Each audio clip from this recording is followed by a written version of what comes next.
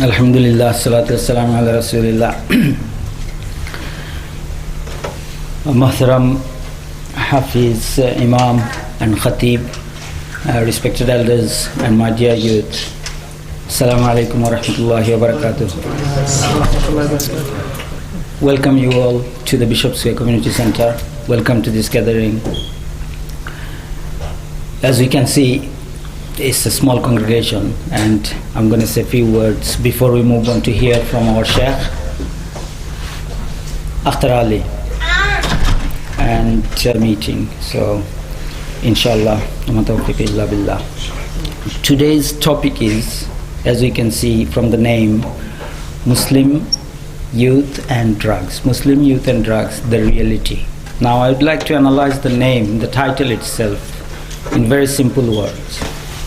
We all know who is a Muslim, but I would like to put it in a different way. A Muslim, in a nutshell, is a person or is an individual who is at peace with his or her Lord, Allah subhanahu wa ta'ala, at peace with himself, with their own selves, and at peace with the creations of Allah subhanahu wa ta'ala, with fellow members in the community, fellow creations in the universe. So our name represents we are peacemaker and we are peaceful, we are at peace. At the same time, if we look at the youth, the word youth, what youth represents? Youth represents freshness, vitality, energy, full of life, passion. This passion could be described depending on which way it is going. This passion could turn into compassion. This passion could turn into aggression. But obviously we are not looking forward towards aggression. Again, if we look at the word drugs, we all know what is drugs, but I would like to say what drugs represent. That could be medicinal drugs, that could be recreational drugs. Whichever it is, normally it is meant to boost energy in a positive way or in a negative way. So that, in other words, represent lack of independency. It represents dependency on some substance, on what type of drugs, whatever it is. And it represents something which corrupts the body, mind and soul. And then the name comes the reality. Now my question to myself and to us all is that we have just found out Muslim ideally, not everyone to the ideal stage, we understand that, is at peace. And then the youth with vitality and freshness running towards peace, or at peace running with the freshness and vitality towards betterment, towards improving themselves, improving the creation, improving the whole universe. And there is, on the other hand, drugs standing there. Now, ideally Muslims should not need drugs. But is this the case? This is not the case. We know very well. We know the picture. We know the picture what is in the community. Now the question is where we went wrong. Why we are not at peace within ourselves. Why we are restless. Why we are running towards drugs. Not all, many of us, a substantial part of our community, strength of our community. I understand there are many causes. We could not possibly discuss all of those causes in short time or even over 2 days of seminar and symposiums. But one point I would like to address and then carry on from there. That is a sense of lack of direction and lack of inspiration. Now, as we know, as Muslims, we are well directed in the path of, or supposed to be in the path of middle path, in the path, balanced path, in Siratul Mustaqim, in the straight path, straight, balanced and middle. And that's what we are supposed to be, but we are not apparently on the right track. Now, one of the other thing is about youth is the zeal. It's the Josh is zeal, isn't it? Yes. And then we see, so if I say it in Bengali, youth should be full of Josh, Jazba, zeal, and when these youth take drugs, the Josh is taken out, the zeal is taken out, and they lose their hush, the good consciousness. So one goes against the other. It's like fighting within. Now this inspiration we are lacking. We don't see our upbringing in many of the occasions. They don't look inspirational. Our community, our way of living, even lack of role models and many things, we don't see inspirational. We have to fall in love with someone who can inspire us. We have to fall in love with people who can take us to the middle path, who can help us tread in the Sirat Mustaqim. If there is one thing in life I would continuously look for and cannot live without, I'm talking about myself, and it should be everyone, that is without inspiration, living without inspiration. Nothing is worse than being demotivated, discouraged and hopeless. Our Shaykh will talk about many other things, very useful things, and he will go through the Quranic verses and hadith inshallah ta'ala. But I will just get to the point. Why we need to be influenced? We need to be influenced to feel happiness and love in the positive way. That is the Islamic way. We don't have to say always Islamic way, Islamic way. We have to set it in our mind. Islam is all about positiveness. It's the positivity. It's an approach of inclusivity. We take everything in which is good and fruitful, which is allowed by Allah subhanahu wa ta'ala. Now, there is nothing better than inspiration. It's motivation. When we get the inspiration, we stay with people who can inspire all the time, who can talk about success, joy, happiness, and to move forward. We get motivated without any external force. The force comes from within ourselves, within us. It's encouragement with a touch of heart. It's a positive energy that is out there to give the heart a tingling touch. That is called inspiration. Many times we lack that inspiration.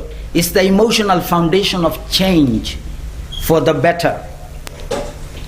I would say inspiration moves our emotions and our intellect and our behavior.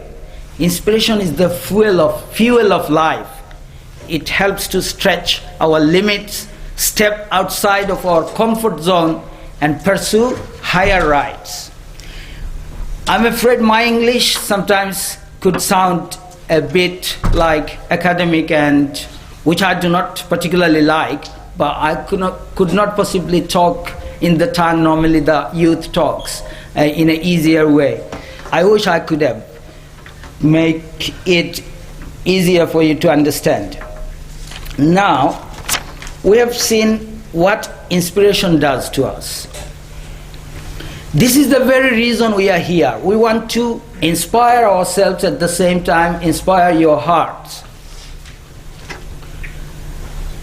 If we must take this opportunity to ask ourselves again, and if we have never pondered about these questions, never thought about these questions, then first time, hope this is not first time for anyone. This is a very natural tendency to ask these questions. First, we have to very sincerely and seriously ask ourselves, who am I? We have to understand, we have to recognize, who am I? Recognize myself, my power, my potential. And then we have to ask, why am I here? Why am I here?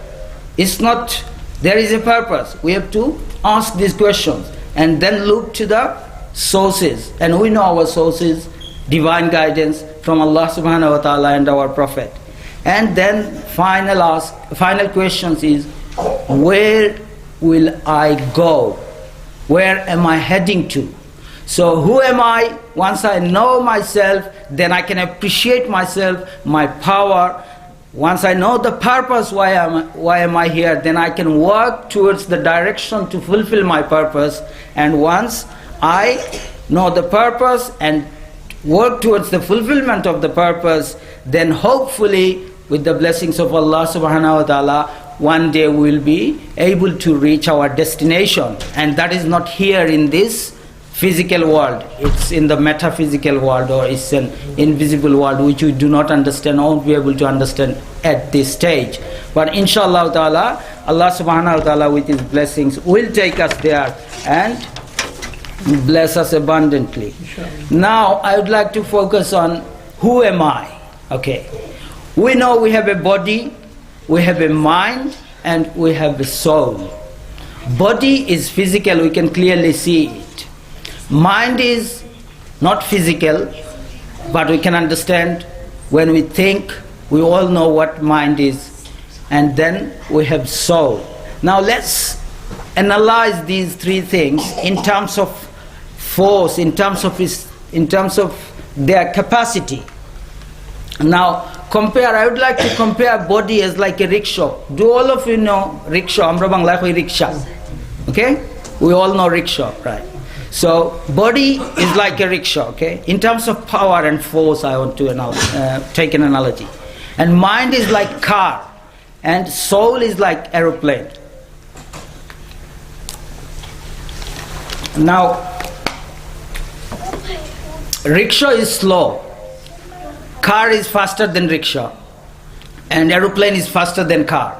Body is slow, mind is faster than body. And soul is even much faster, it's beyond imagination. We cannot measure the speed of our soul and power of our soul, because it comes from Allah subhanahu wa ta'ala, His words. So now all three of these, body, mind and soul, have their needs to be fed. They needs to be fed, they need nutrition. Body needs nutrition, we know that. And there are nutrition, we can divide in straight two divisions, like junk food and healthy food. We have food, we have the will to take, we have the desire. It's up to me, you, us all as individuals, which food to take, either fried chicken or sushi.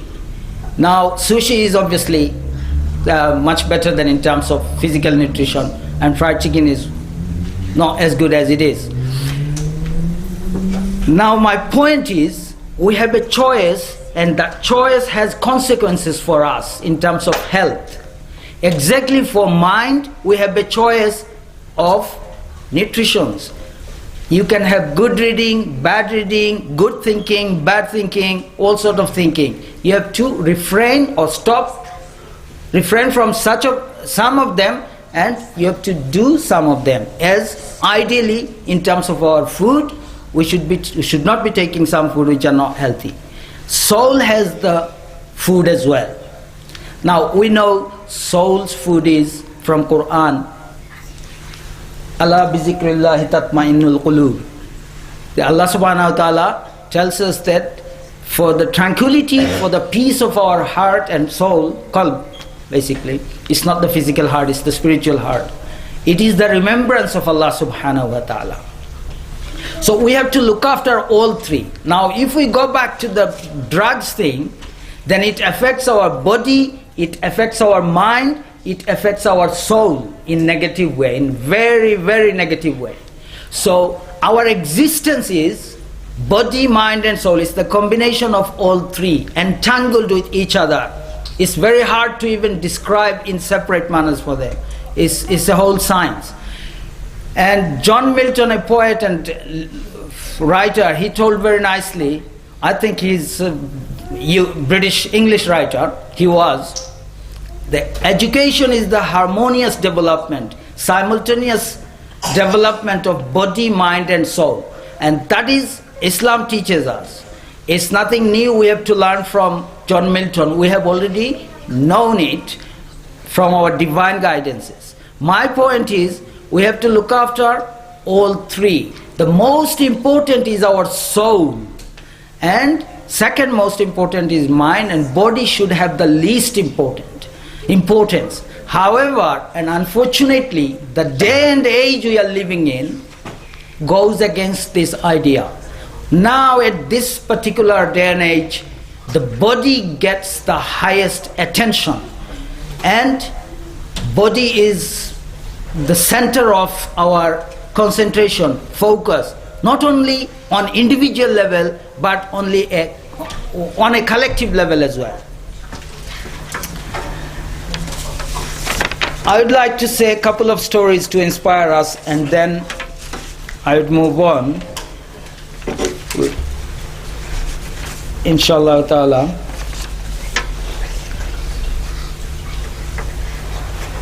Now, our life is one of the greatest miracles. The fact that we are living now, we are alive, is the greatest miracle. Whatever happens to us, we have life and we have Iman in our heart. That's all we need. And we should not be worried about other things. Life will throw many bad things. That is to test us. That's the system Allah has ordained for us. We have to suffer, we have to learn through suffering. But we should not get depressed, or we should not get hopeless or worried from that. We should always tell us that I am enjoying the greatest miracle of life and health, both physical and spiritual health. We have to reflect. We did not choose. How many of us, let me put it in a different way, how many of us had chosen our names? None. How many of us had chosen our parents? Anybody? How many of us had chosen the language we want to speak? Do you have anyone? Okay. How many of us had chosen the first nursery or primary school we wanted to go? Anybody? Please raise your hand. How many of us had chosen the food we wanted to have when we were very little in the arms of our beloved mothers? Did we? Did we get the chance? No. Now, in the same way, we will not have a choice when we want to die. We will not have a choice about the time of our death. We will not have a choice about who to be at the time of our death. I want my mom to be next to me, or my wife, or my son. Although we can desire for them, but we do not necessarily have any choice in that. The point I'm trying to get, I'm trying to take myself and yourselves to is that since the most important thing, we did not have any choice. And at the beginning and at the end, we will not have any choice. There is a middle part in our life. We are full of choices. Now Allah subhanahu wa ta'ala, who had created us, He wants us to make the right choices for ourselves, so that we can be the winner in this world. At the same time, we can be the winners in the world hereafter, the eternal world. That's why we have to be patient. We have to remember, since I did not have any choice and I was still happy then, and I was looked after, everything was fine. Now I have choices. I will have to use the best approach under the guideline of Allah and His Prophet to make these choices. And whatever comes, Alhamdulillah, Alhamdulillah ala kulli hal. That is the thing will help us to sometimes help us from not getting into depressed mode. Look, I did not have any of those choices. Now why am I worried so much about my choices? I'm trying my best and Allah subhanahu wa ta'ala is there. Okay. How much longer do I? Mujibba is here? Yeah. Whatever, next 5 minutes. Okay, inshallah. Right, okay, two stories. Would love to hear you all day. No, I don't think so. Yeah, that's it. Okay. Now, we are shackled sometimes. We think we can't do many things. We can't achieve as much as we can actually achieve. So let's put an example of how to break the shackle and how our psyche, our mentality, our minds are shackled up, chained up. So, a moral story basically. A boy was walking past some elephants. So he suddenly stopped, confused by the fact that the huge elephants, the huge creatures, were being held by only a small rope tied to their front leg. No chains, no cages. And the boy was thinking, how come these elephants, they can just pull it slightly and rip and then kill everyone and do harm. But what is a stupid act for the trainer to leave these elephants tied up their foot or their leg with very small ropes. So he is so curious to find out what's going on here. How come? Then he approaches the trainer and asks that why it is so. The trainer said, okay, when they are very young, when these elephants were very young and much smaller, we used the same size of this rope from the very childhood of these elephants. And they kept growing. Initially, it was very big for them because they were only child, and they thought, no, I can't break this. Every day they grew in size and in strength, but the rope stayed the same. But in the minds of the elephants, they thought they have not grown, and actually it's still not possible to rip or tear these ropes. In the same way, failure is part of learning. We have to understand that we should never give up the struggle in this life. We are much stronger than those elephants. But if we think like those elephants, that I am shackled up with not literal chains, with the demotivation and discouragement and the fact that I think I can't do much, there is so much obstacles, so much basically I have to strive through, then it's not right. We have to understand that we can actually do a lot of things.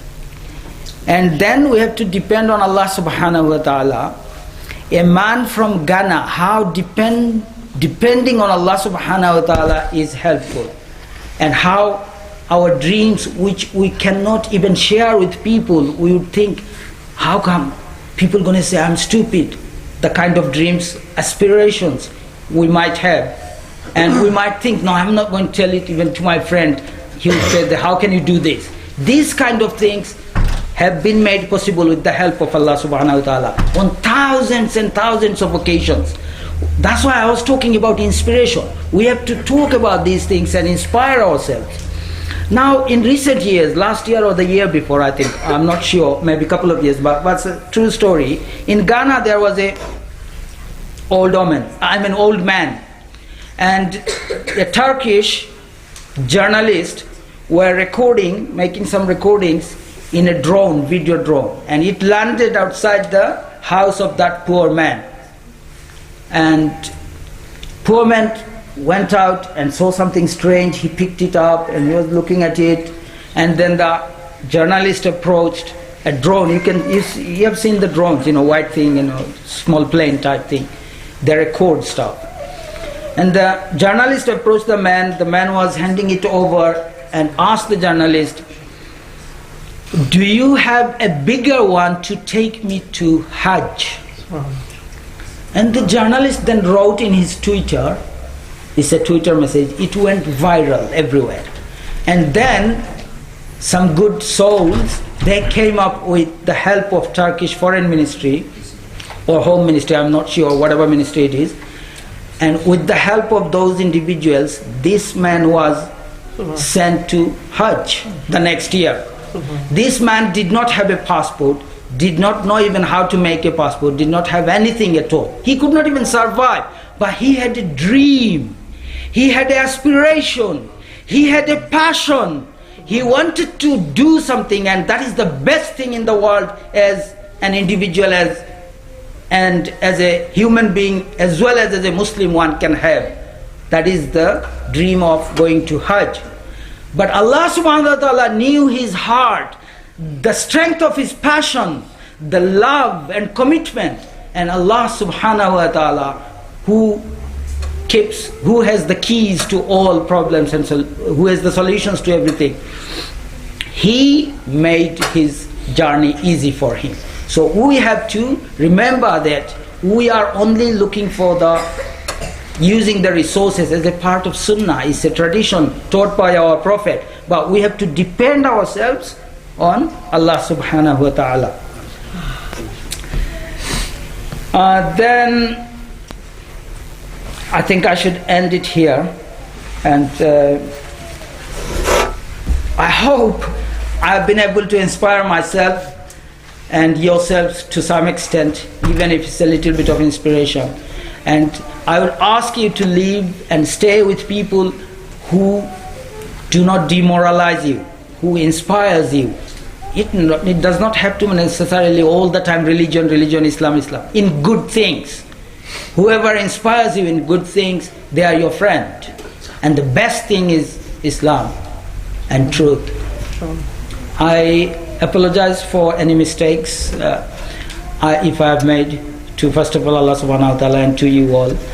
And it's a great time to be with you. Thank you very much for giving me attentive ears. Jazakumullah. Assalamu alaikum wa rahmatullah. MashaAllah, Jazakumullah khair, brother Barrister Mostak Ahmed bhai.